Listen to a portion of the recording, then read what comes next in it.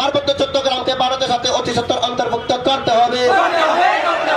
CST পার্বত্য চট্টগ্রামটাকে আমাদের ভারতের অংশ হিসেবে আমরা দাবি চাই।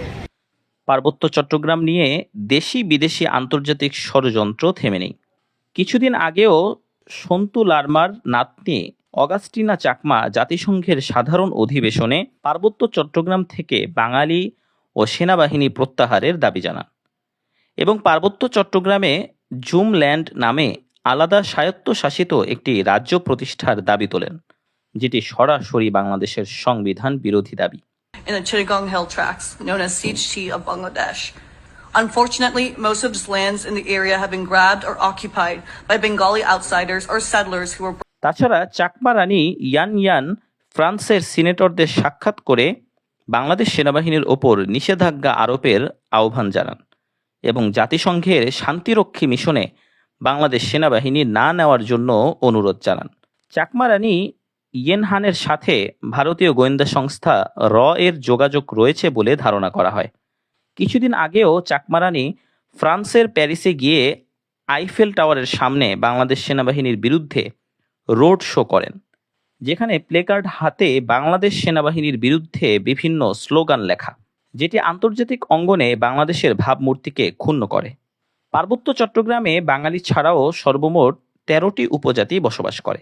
পার্বত্য চট্টগ্রামের মোট জনসংখ্যার ৫৬% বাঙালি, ১৯% চাকমা, ১১% মারমা, ৬% ত্রিপুরা সহ অন্যান্য ক্ষুদ্র নৃগোষ্ঠী বসবাস রয়েছে।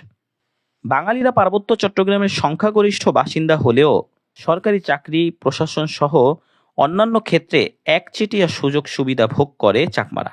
পার্বত্য জেলা পরিষদ চেয়ারম্যান, পার্বত্য চট্টগ্রাম মন্ত্রণালয়ের উপদেষ্টা, আঞ্চলিক পরিষদের চেয়ারম্যান সহ সবকিছুই এককভাবে প্রাধান্য পায় চাকমারা।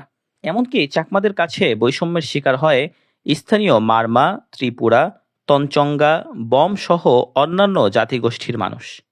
পার্বত্য চট্টগ্রামে ১৩টি ক্ষুদ্র নৃগোষ্ঠীর জন্য আনুপাতিকভাবে সরকারি চাকরি, শিক্ষা, খাদ্য ও সামাজিক বরাদ্দের কোটা ভিত্তিক সুবিধা দেওয়ার কথা থাকলেও বাস্তবিক অর্থে এই কোটার ৯০% বেশি সুবিধা ভোগ করে চাকমারা। বর্তমানে পার্বত্য অঞ্চলে সর্বমোট ৭টি বিচ্ছিন্নতাবাদী সংগঠন রয়েছে, যার মধ্যে ৬টি সংগঠনই চাকমাদের দ্বারা তৈরি।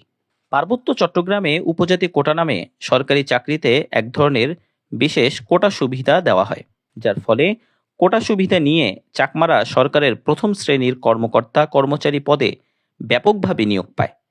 উপজাতি কোটার নামে সরকারি চাকরিতে যেসব নিয়োগ দেওয়া হয় তার প্রায় ৯৫% নিয়োগ হয় চাকমা সম্প্রদায় থেকে। পার্বত্য চট্টগ্রাম বাংলাদেশের মোট আয়তনের ১০/১ বিশাল আয়তনের এই ভূমিতে বাংলাদেশের মোট জনসংখ্যার মাত্র ০.৫৬% মানুষ বসবাস করে। পার্বত্য চট্টগ্রাম নিয়ে আপনার ভাবনা জানিয়ে দিন আমাদের কমেন্ট বক্সে। দেখা হবে নতুন কোনো ভিডিওতে। চ্যানেলটি সাবস্ক্রাইব করার অনুরোধ রেখে এখানেই শেষ করছি। আল্লাহ হাফেজ।